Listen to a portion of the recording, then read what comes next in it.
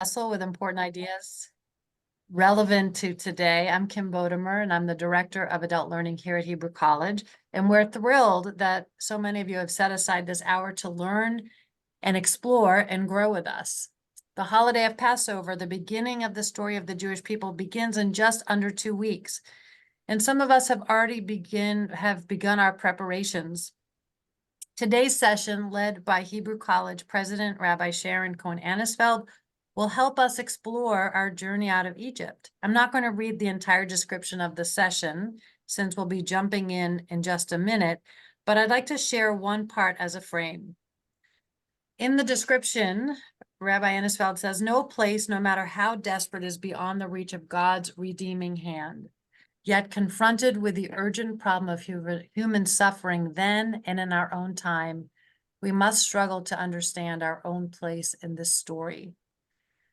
So a few words of introduction about Rabbi Sharon Cohen Anisfeld. So she's been the president of Hebrew College since 2018.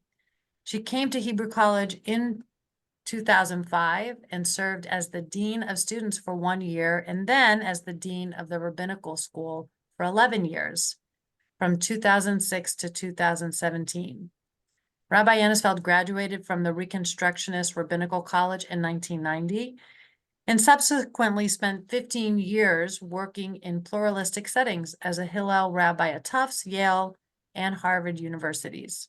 She's been a regular summer faculty member for the Bronfman Youth Fellowship in Israel since 1993 and is co-editor of 2 volumes of women's writing on Passover: the Women's Seder Sourcebook, Rituals and Readings for Use at the Passover Seder, and Women's Passover Companion, Women's Reflections on the Festival of Freedom. From 2011 to 2013, Rabbi Anisfeld was named to Newsweek's list of top 50 influential rabbis in America, and in 2015 was named one of the 50 most influential Jews in the world by the Jerusalem Post.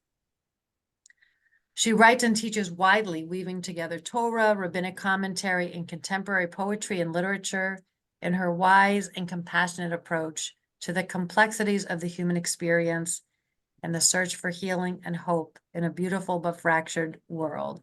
And I am so looking forward to learning with and from Rabbi Sharon today. I would just ask that everyone remains muted, and you can certainly put your thoughts and questions and reflections into the chat. Rabbi Anisfeld will be checking that periodically. And if you would like to be recognized, you can use the electronic hand raising feature at the bottom of your screen. And I'm going to mute and turn it over to Rabbi Sharon. Thank you so much, Kim.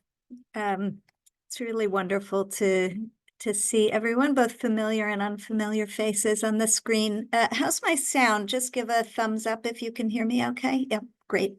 Thanks.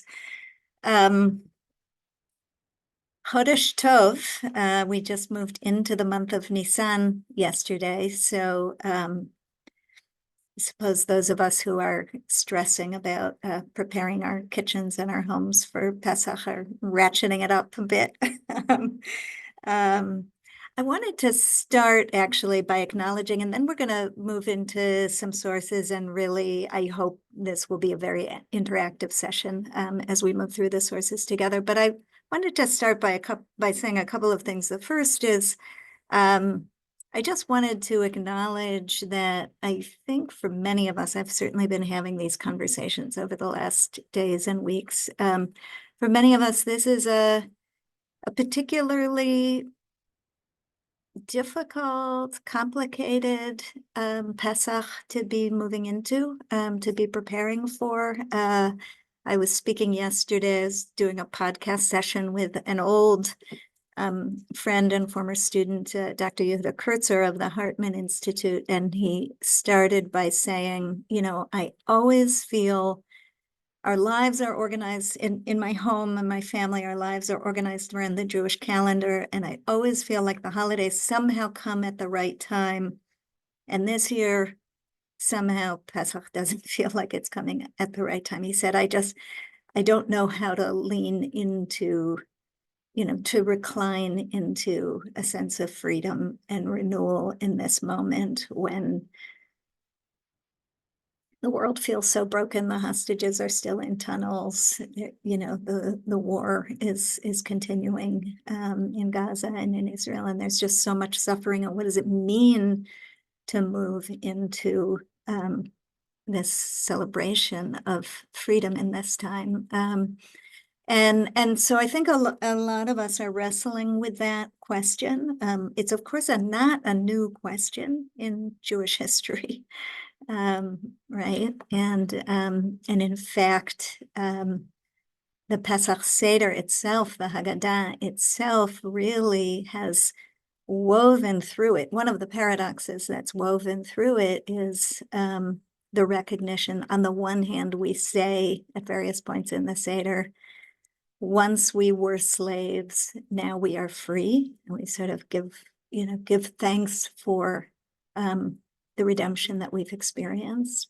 And at another point in the Seder, we say, Hashata Avde, Lishana Haba, B'nei Charina. At another point in the Seder, we say, now we are slaves, may we be free next year. So there's already in the Seder kind of a recognition of this paradox of gratitude and aspiration, of giving thanks for the ways in which we have been released and redeemed, and at the same time really reckoning with the ways in which we are not yet free and the world is not yet free, the world is not where we long for it to be. So that's the first thing I just want to acknowledge, that I think so many of us are carrying with us in a heightened way into Passover this year.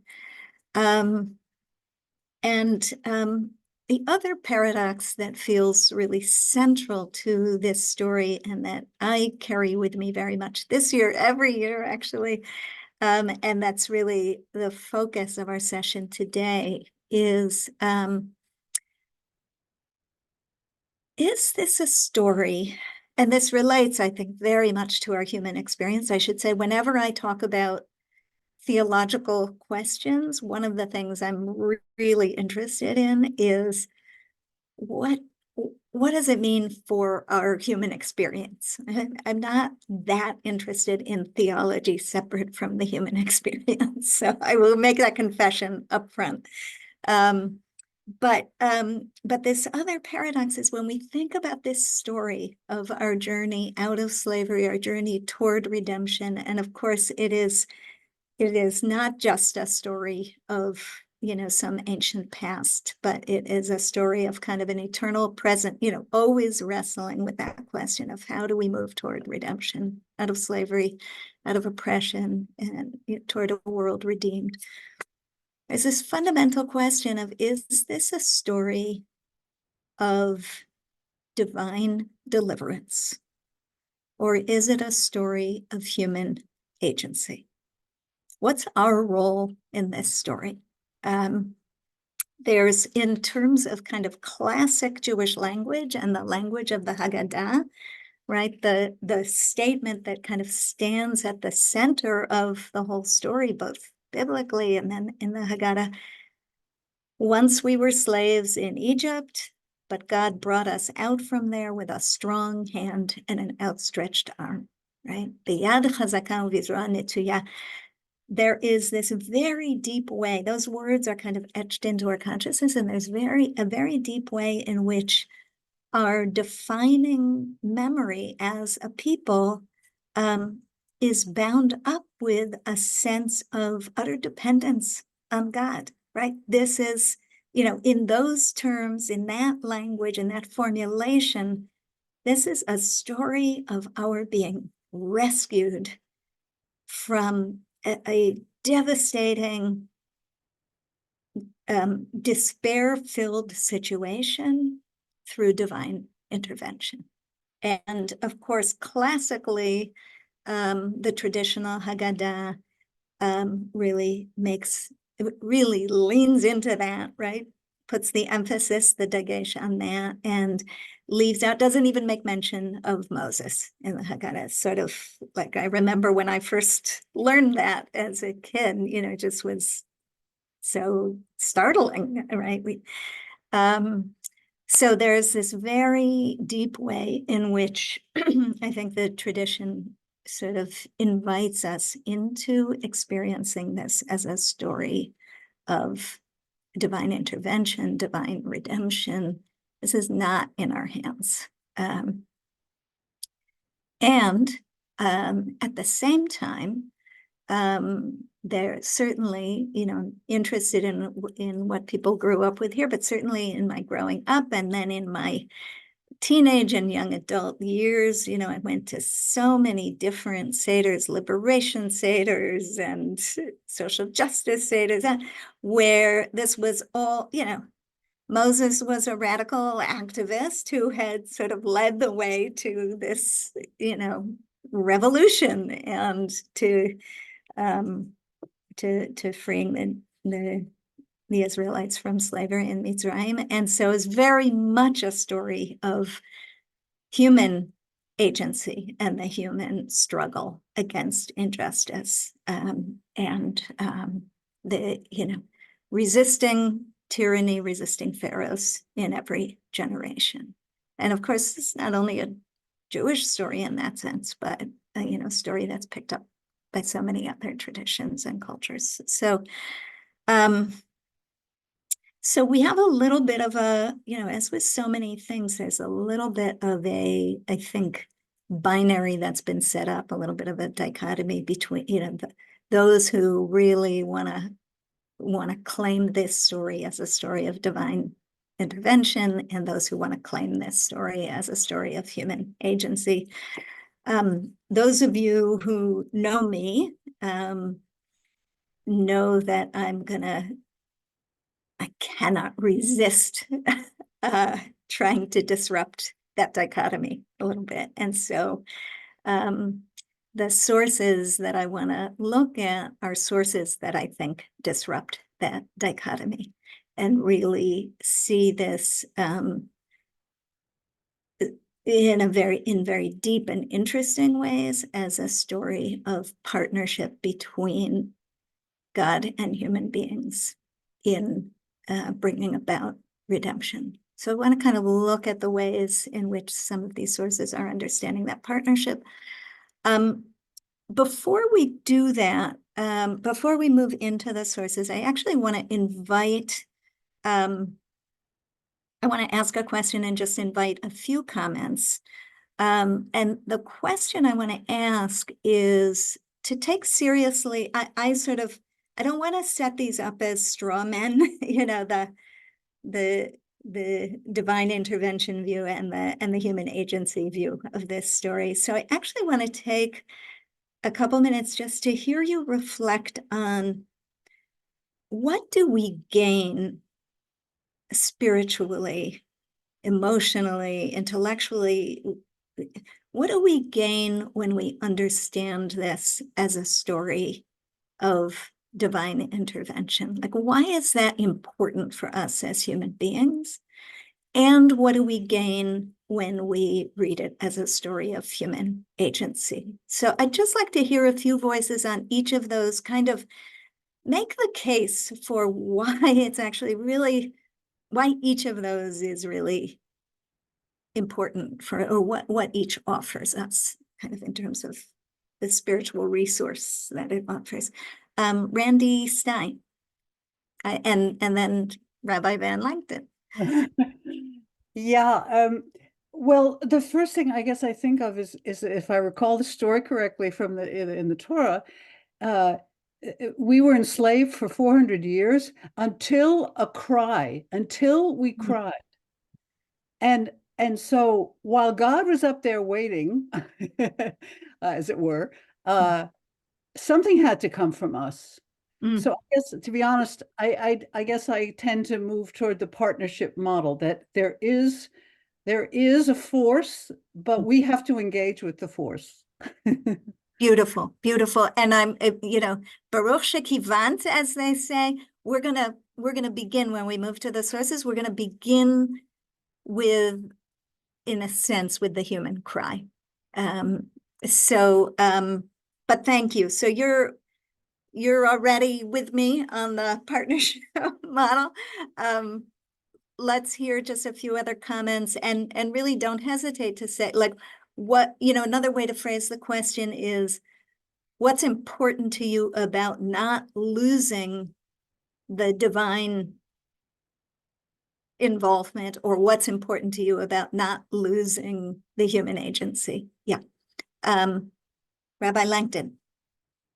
Well, I tend much more toward the human agency side of that so-called dichotomy before we get into the partnership, because there's a call to us in these days to do what needs to be done, and to pray for divine intervention. It's unclear what the efficacy of prayer might be, but it's pretty clear what the efficacy of organizing is, and getting out there and telling the story and getting people to do things. So I tend toward that. I think the divine intervention part of it is not really divine intervention so much as a sense of being connected to something larger than ourselves. By the way, being a bit angry about the 400 years too. Yeah. So it's okay to be angry at God, so there could be some of that involved in saying, okay, I guess he's not coming. We better get organized ourselves.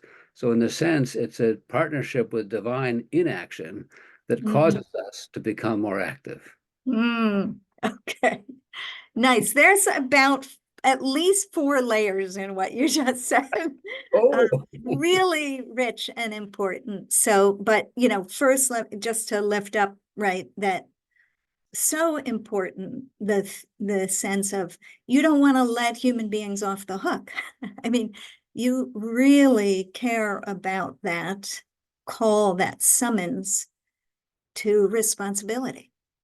So that is certainly a huge part of it, and I also hear, it's a very provocative statement, sort of the way in which we can partner with divine inaction or divine hidden, right? Sometimes it's acting in the image of God that calls us to action, and sometimes it's acting in the absence of God or the hiddenness of God that calls us to action. So both can be true. Okay, just a couple more comments. Judith Black, I see your hand. So when Moses, after denying God any number of times to take a leadership role, is out there in the with the sheep, there is the burning bush. I think there are burning bushes in all of our lives that we walk past dozens of times. The question is, what at that moment connected him to actually not be afraid to look and listen to it? So again, there's that. Beautiful, beautiful. Yeah. Both not be afraid and also not be too distracted, too rushed, to, right? Just, to notice, the importance of noticing there. Okay, let me just read out a few of the comments in the chat, and then we'll start to move into the sources, because you're already taking us there, and I can see some of the comments in the chat are as well, so it's wonderful. Rabbi Deborah Goldstein, why does it have to be either or? It doesn't. That's going to be, I agree with you. But I just, sometimes when we do both and, we risk losing the importance of each. So that's why I just wanted to begin by really hearing from people what feels important about each of these. But human agency, but also the comfort of divine support. Yes, beautiful. What would divine intervention mean if God is not a cosmic person? What would that mean? Fantastic, profound question, which I hope we will not answer, but I hope we will deepen and think about together as we move through the sources. Divine intervention propels human agency. Beautiful, Nancy. My mother declaring, I don't believe in God and I'm very angry with him. Fantastic. Human agency on a foundation of faith and partnership. Divine support is connection to something beyond ourselves, to the greater good, to moral values. Okay, beautiful. Really, I hope and trust our sources are going to really speak to a number of those insights and observations and elicit others as well. So, so let's jump right in. I'm going to share my screen.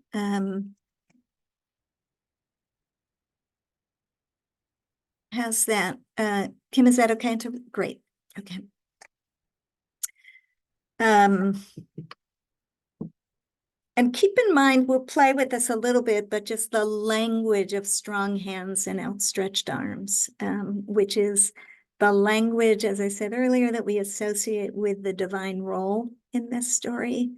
But I also have come to really see and hear it kind of reverberating through the story in terms of the strong hands and outstretched arms of the various human actors in our story, and how we can experience God in and through our own strong hands and outstretched arms. So sort of as an image for that sense of partnership. So I want to begin briefly, as someone took us right to sort of the human cry, and very famously, as you alluded to, really the story of the Exodus in some sense begins with the cry of the Israelites in Egypt. That seems to be, troublingly, as Van said, that seems to be what awakens God and sort of invites the divine intervention. Another way that the commentators think about that is that the cry of the Israelite slaves in Egypt is it's the beginning of their awareness of the need for redemption, of the possibility of redemption. And so the story of redemption begins there, right? If we can't even imagine in some part of ourselves that things could be different enough to cry, enough to fetch, then we can't even begin that journey toward redemption. So this is a midrash from Shir Shirim Rabbah, from Song of Songs Rabbah, that I find very provocative, also about the human cry. And I'll read it and you'll see. I want to kind of connect it to the next source as well. So Rabbi Hanan said, "What did the chaste and virtuous Israelite women do?" So this is imagining after Pharaoh has decreed that the firstborn male children of the Israelite slaves should be cast into the Nile, and given that order to the midwives. What did the Israelite women do? They took their infants and hid them in holes in their houses, holes in the wall. So the wicked Egyptians would take their own young children, bring them into the homes of the Israelites, and pinch their young until they cried. When the Israelite infants in their hiding places heard the Egyptian children cry, they cried with them. Then the Egyptians would seize the Israelite infants and cast them into the Nile. Okay, so I wanted to begin here because it's a troubling, I want to acknowledge first that it's a troubling midrash, in that it's really evoking, this is not in the text of the Torah itself, obviously, but it's really evoking a kind of cruelty and also mass participation on the part of the Egyptians in this assault, sort of a mass participation in Pharaoh's decree and this assault on the Israelites. But there's also something that feels really striking and powerful and important to me about this midrash, which is that it is calling our attention, it is reminding us that there is some basic human instinct that is already present in infants, in babies, that when they hear another human cry, they begin to cry also, right? So even though there is this context of, immense cruelty, and this, terrifying threat on the lives of the Israelites and these women who are struggling with how to protect their children, that the image that we are asked to contemplate here is that it was impossible to hide the children, because if you bring infants together and one hears the cry of another, they'll start to cry as well. All right, so I just want to, I see a couple comments in the chat. I don't want to linger too long here, but let me just see, are these questions? Yeah, crying is contagious. Is this an empathy between babies or a lightning rod of fear? All right, it's a wonderful question, and probably I would say the answer is yes. Speaking of both and, right? So, but there is some sort of the babies do not know the difference between Israelite and Egyptian. They hear the cry and they're responding to the cry. A warning, beautiful, Nancy. Yeah. Right, there's some kind of danger. Okay, I so wish, I'm tempted to, follow the conversation in the chat. You are free to continue. I love, when I'm a participant in Zoom, I love being able to continue the conversation in chat. I'm not going to be able to bring it fully into the session, but please feel free to comment there, and I'll keep going and kind of look, refer to it as I'm able. Okay.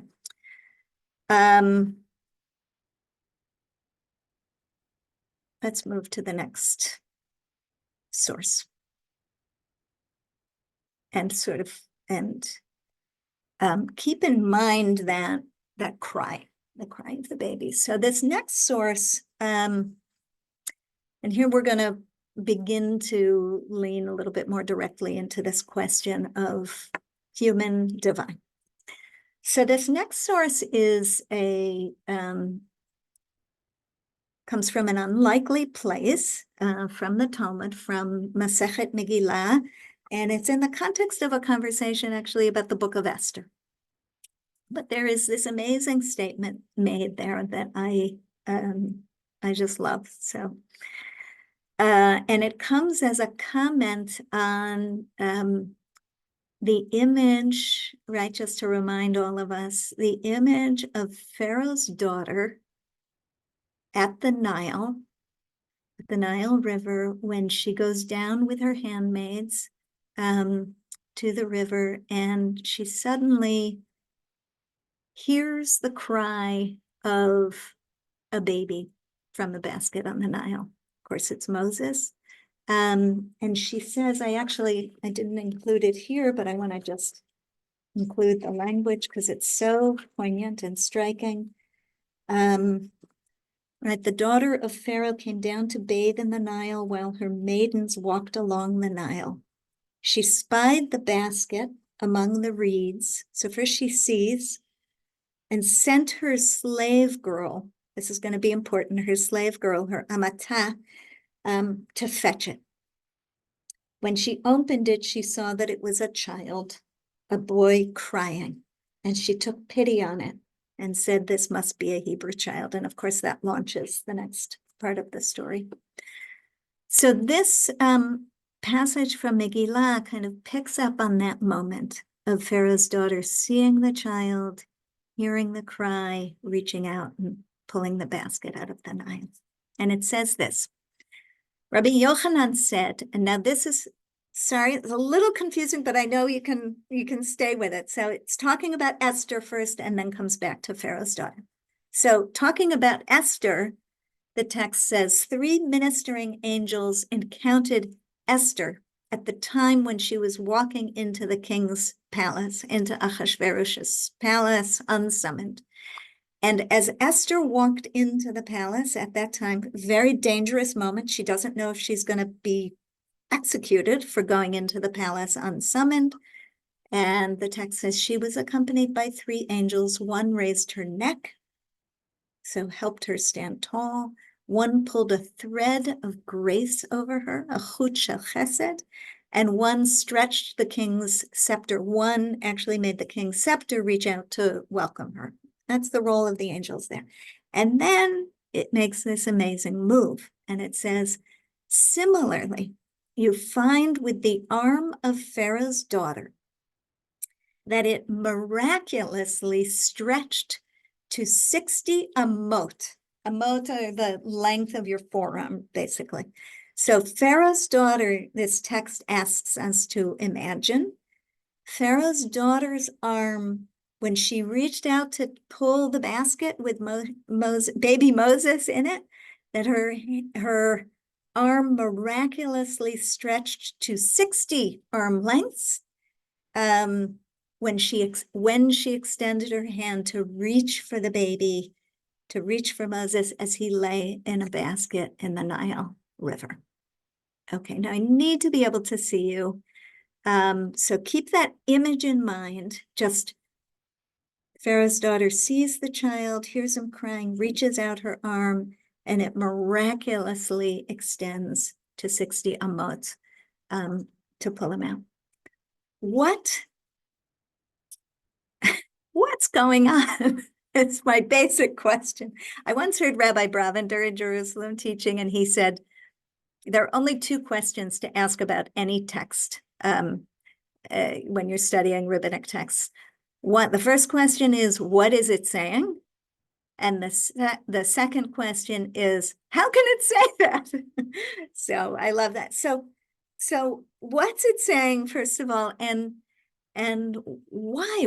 How does this affect your reading of that moment? How does this change that moment for you when you imagine, here's Pharaoh's daughter, we're just seeing her by the edge of the Nile. How does it affect your reading of that moment when you think about her arm needing to be extended by 60 amot by God miraculously in order to pull Moshe out of the water? Any thoughts about that? Comments?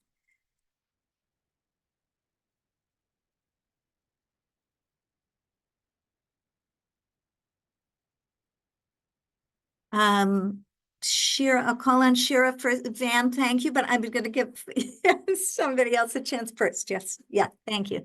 Shira, go ahead. You're muted, so unmute. Oh, I just responding at a very basic level. It's tremendously hard to make change. You know, the 60 times what we think we're capable of might be what we need in order to make a change. Beautiful, beautiful. Yeah. It's suddenly one of the ways it changes that moment is it suddenly says this was not just a this was not just a small gesture. This was huge. She had to reach out across an enormous distance to pull this child from the river. Yeah, Jay, go ahead. So it sounds to me like this is a combination of God and man working together.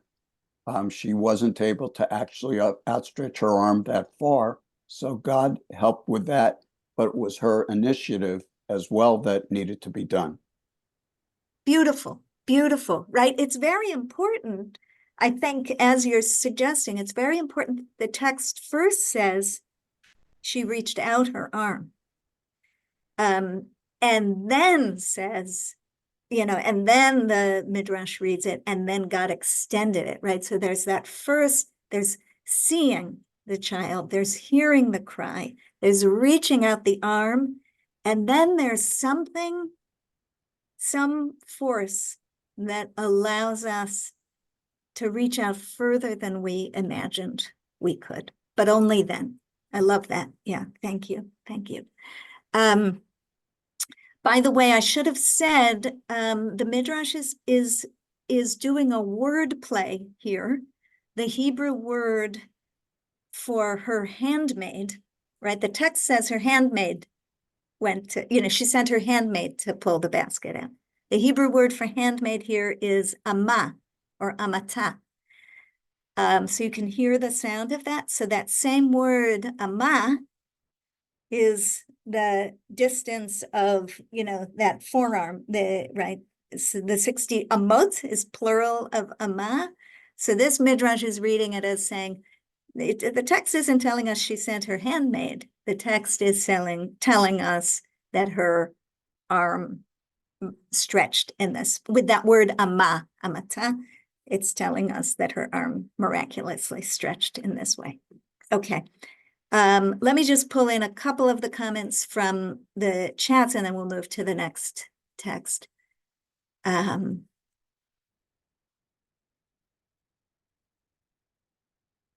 Yeah, giving her the courage. So there's maybe a piece of courage here as well as compassion and stretch. And by the way, again, I mean, we sort of hinted at this before, but part of the distance she's reaching over, right, is this vast distance in that, across the lines of nation, across the lines of religion, across the lines of class and status, right? This is Pharaoh's daughter reaching out to the most vulnerable, the baby of Israelite slaves. So it's not only, I think, emphasizing how hard it is, but emphasizing how, as this comment is suggesting, how courageous it is, what a big reach it is. Divine glory and intervention. Yeah, humanity, herein lies the partnership. Okay, it's beautiful. Keep the comments coming. So this is a first hint of and way of thinking about the partnership is her initiative here is critical, and there's something, one way of understanding the divine here is that which enables us to do more than we thought we were capable of, right?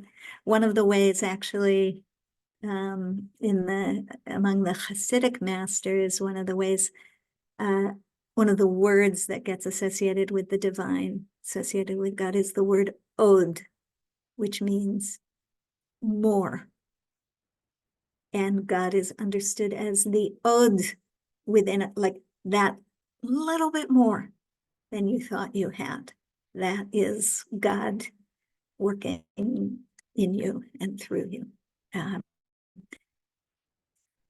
And the Hebrew word, I can't resist, the Hebrew word to encourage, right? Thinking about that courage and encourage. The Hebrew word for encourage is me'oded. I just love that, that which to encourage is to say, you've got more in you, or you can do more than you think you can. Okay, next source.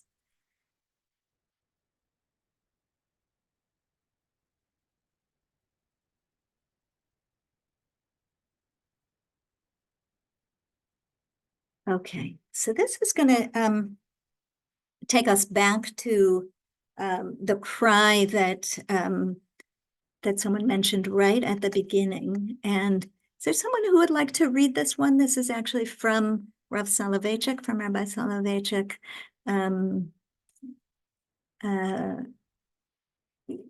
Yeah, anybody want to volunteer? Again, I'm sharing, so it's hard to see everybody, but if somebody wants to just unmute and read this, it's another wonderful articulation from a different angle of the partnership. And it picks up at the moment of that first cry of the Israelites. It came to pass in the course of those many days that the king of Egypt died, and the children of Israel sighed by reason of the bondage, and their cry rose up to God. And God saw their affliction, and God knew. God was ready, the people were ready, the time had passed, Geula was possible, and God could have taken them out in a split second. but God had to wait for someone. Immediately in the next verse, Moses is mentioned. Now Moses tended the flock of his father-in-law Jethro. Okay, thank you. So this is a little bit, turning the prism and looking at this from the other side, and it is, I think, if anyone is feeling a little bit troubled by this, I welcome that. I think there is something troubling, and as Van hinted at earlier, right? But the suggestion here, and this is what we're going to look at in the next source, the suggestion here is that not only that we need God, right? That aspect of the partnership that reflected in that last midrash, that Pharaoh's daughter needs to reach out first, but then needs this divine assistance to stretch beyond what she would have been capable of on her own, or what she thought she was capable of. Here we have somehow the conditions for redemption are all there. God could have taken them out in a split second, but had to wait for someone.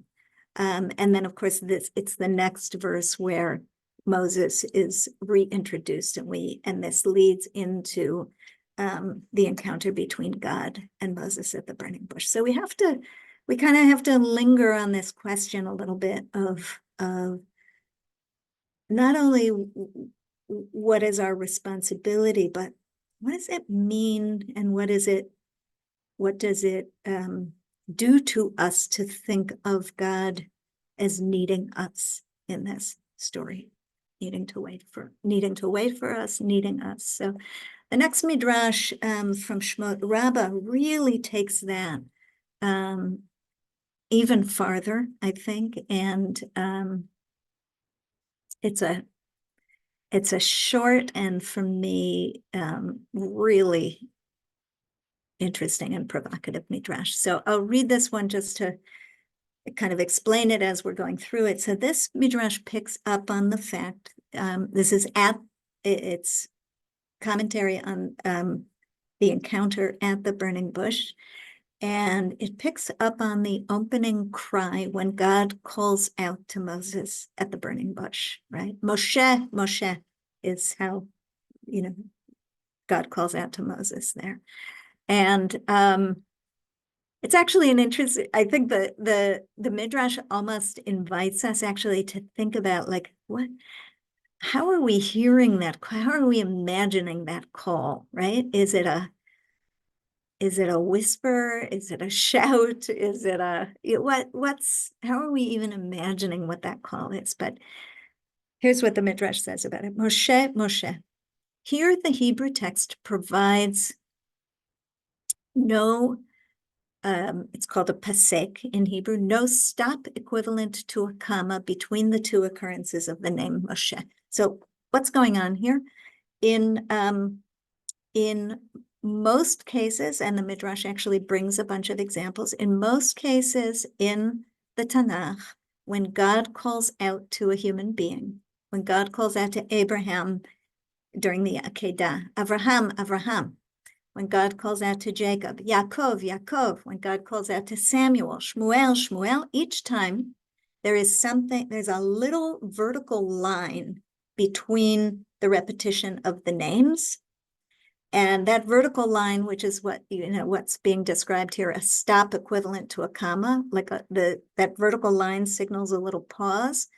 And there is no vertical line here, right? In the Torah, when you see Moshe, Moshe, there's no comma between the two repetitions of the name. There's no pausal moment there.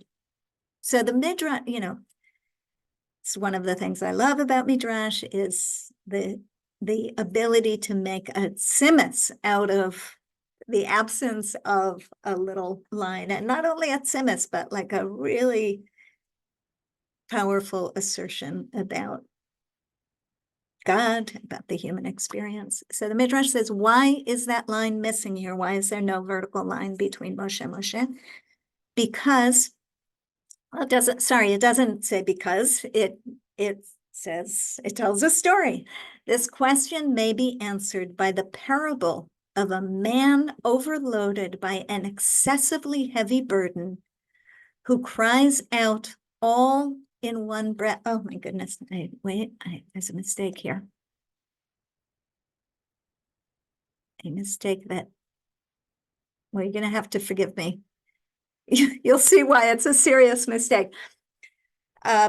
Okay, this question may be answered by the parable of a man overloaded by an excessively heavy burden who cries out all in one breath, somebody, no comma, somebody, come quickly, take this load off me. Okay, so I'm gonna unshare for a second. So everybody understand what this midrash is saying? It's saying, when God calls out to Moses at the burning bush and says, Moshe, Moshe, there's no breath, there's no comma, there's no pause between the Moshe, Moshe, somebody. And this is like a person bearing a heavy burden and crying out breathlessly, somebody, come help me, take this load off me. So what is this parable suggesting?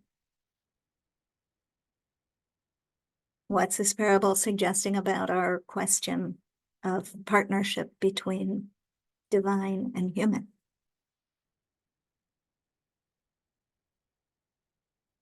Urgency. I love it. Yeah, for sure. Urgency, right? This is, thank you for starting there, because it's really an important reminder. This is an urgent situation, right?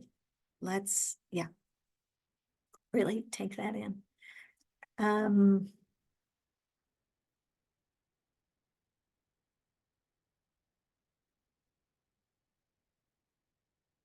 God needs us. Yeah. Maybe God was saying it really quickly because he'd been waiting a really long time. And he wanted to seize the moment. There was Moshe turning around. He said, oh, this is my moment. I love that, right? So urgency coupled with sort of, yeah, coupled with impatience, or yeah, wonderful. And just, so a couple of people wrote, and it's absolutely, you know, it's there in the text, right? God needs us. And I think it's easy. I mean, we say, so yes, absolutely. And in this midrash, God really needs us, right? So I want to just linger for a moment before we move to the next source. Like, what does that, how does this change your own experience of the encounter at the burning bush?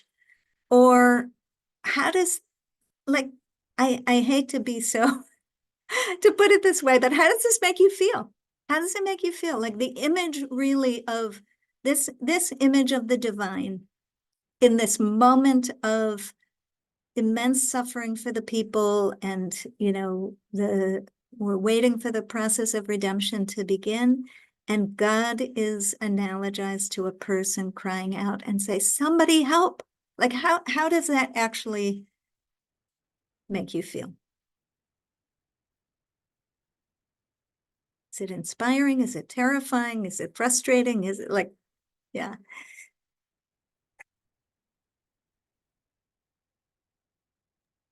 God had predicted the suffering by telling Abraham way back when that we would be enslaved for 400 years. So God had the notion that whatever we were to learn, we had to learn empirically.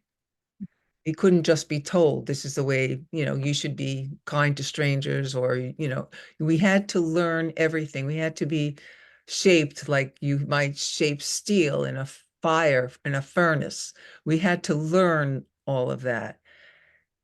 And even so, it's like when we're parents, it's painful sometimes to watch our children go through hard times, but we know that they'll learn important lessons. if we let them go through those hard times. Mm, So as children, as B'nai Israel, I could be angry with God for, why didn't you just tell me? But I'm a child, and God is the one who has the wisdom to know that I need to go through rather than around. So at this moment, at the burning bush, I believe that God, I don't want to say he, but God was waiting. And it wouldn't, God couldn't say, okay, now the time. It had to come from B'nai Israel to say, enough. They didn't know they didn't know what else could happen. They just knew whatever it was enough. And so when God heard that, God knew it was time to move the children of Israel to the next level of experience. Okay. There's, again, so much in what you're saying, but thank you. And I think, part of what I'm hearing in what you're saying is just, there's no shortcut here, right? That we really have to, and the Midrash is kind of asking us on a whole other level to take that in. We have to feel this need ourselves and somehow have our own capacity called forth to respond to it. There's no shortcut there. Yeah. I'll say one other thing. In the 15 morning blessings, when we say, it's translated in most Siddurim as God provides for all our needs, but it can actually be translated as God created us with our needs, because God's plan was to be in relationship. If we weren't created with needs, Right. God could not fulfill those needs. So from the very beginning, it was a partnership. Beautiful, beautiful. Yeah, yeah. Need as a really critical and even sacred part of our condition. And here God is modeling for us kind of, I think, the sanctity of need, right? Because it creates the possibility of partnership. Without it, right? And by the way,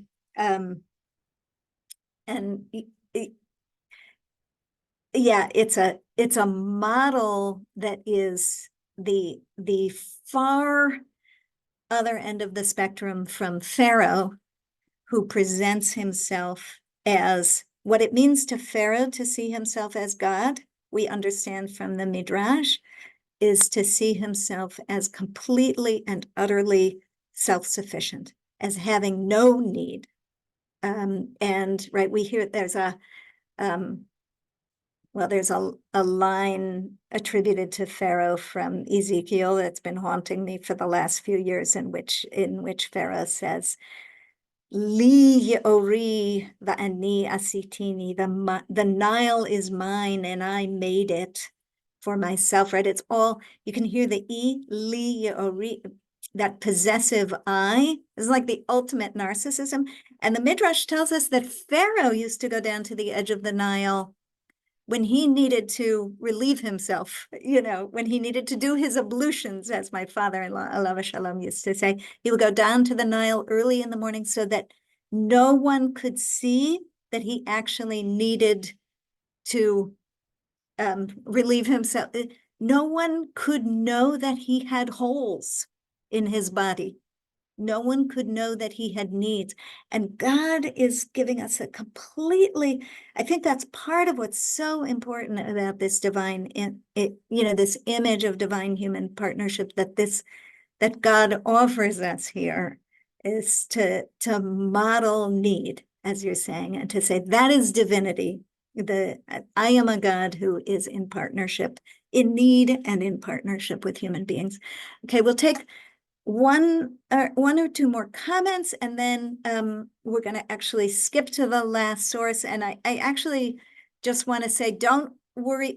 The rest of the sources we will send as party favors no need to get through all of them. But I do want to go to the last source because it's a personally important one to me. And I will also, by the way, I haven't been able to follow the chat the whole time, but I will capture what's in the chat and would love to read your comments. And maybe there will be other opportunities to carry on the conversation. So I think, Shira, I saw you had another comment on this, and then we'll go to the last source.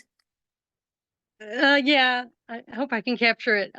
Besides God needing us, that burden story um flips it in a way. I'm trying to say that if God is like so burdened that he's crying out, it kind of puts a huge burden on us. This is a lot at stake. It's not, I need you, it's Right.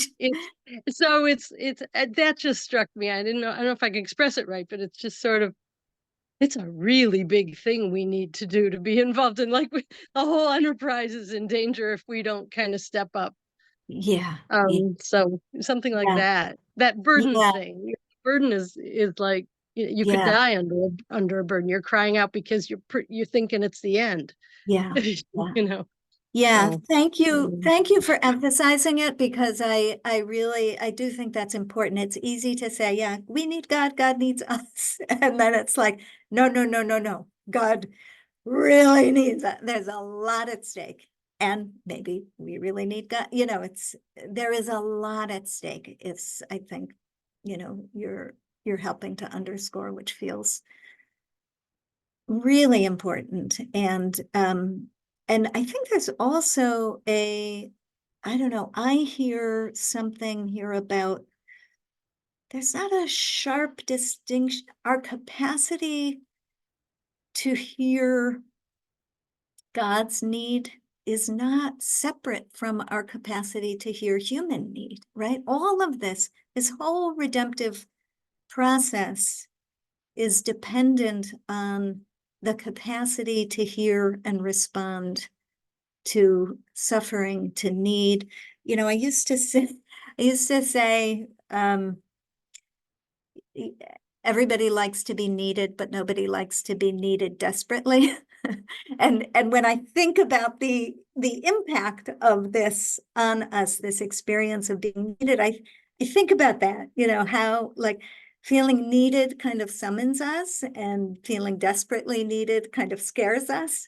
But all of these sources really ratchet up how much is at stake here. So let me just pull up the final source, which is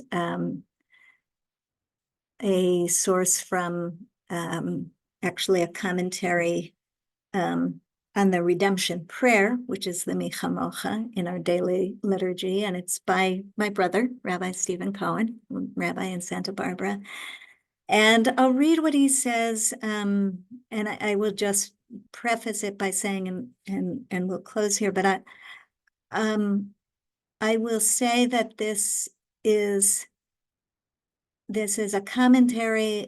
I experience it as a prayer itself, that has gotten me through some hard times in my own life. And I just think the way that he both reminds us, right? We recite the Mi Chamocha, which are the words that the Israelites recited as they sang, came through the sea. We recite that every day. So it's a reminder that this story really is meant to live in us and not be just a memory, but be, this present experience of being in need of redemption and experiencing redemption. It's one piece. But the other is that, as he says, and again, I'll just read, but the other is the way in which it is this complex mix of something that is both in our hands and not only in our hands. The God of Exodus throws open the door of the Red Sea for every human being trapped in desperate straits. The secret which we conceal from each other, but which this prayer seeks to expose, is that each one of us finds ourselves standing trapped at the sea, with the pounding of horse hooves behind us. The terror behind us has a face and a personality unique to each of the 6 billion human souls on earth. Sadness, addiction, envy, hunger, anger, illness, loneliness, shame, grief, poverty, violence. Each of us is pursued by enemies both real and imagined, and the sea is the unknown, inscrutable, and impassable, stretched out forbidding before us. And yet, from Psalm 124, our souls are like a bird escaped from the fowler's snare. The snare has broken, and we are escaped. And this is what I want to leave us with, and really just as a bracha, as a blessing for Pesach this year. How the opening occurs is not explained. It comes when least expected. It may not even look like an opening. We are redeemed one by one, and we are redeemed altogether. God is Redeemer, but we must redeem ourselves and each other. We bring it about through our own efforts, but it comes upon us by surprise and beyond our control. So thank you all so much, and Chodesh Tov and Chag Kasher V'Sameach soon, in a couple of weeks. And really, thank you so much for sharing this journey today. Thank you, Rabbi Sharon. And we will be sending out a recording for today's session along with the slides, if anyone wants to incorporate any of these into your own Seder. And I will just leave you with 2 quick announcements. One is that we've added another Grow session in June, where we'll have an opportunity to learn with Professor Mark Dollinger. He's the author of Black Power, Jewish Politics, Reinventing the Alliance in the 1960s. He's joining us on Tuesday, June 18th, and it's a bonus Grow session. And that is because we are planning a civil rights trip to the South. And you'll get information about an information session if you're interested in learning more about what that trip might look like. Please, thank you so much. And we look forward to seeing you at one of our many events that are coming up, and wish you all a meaningful Passover as we have so much to think about. Thank you. Thank you.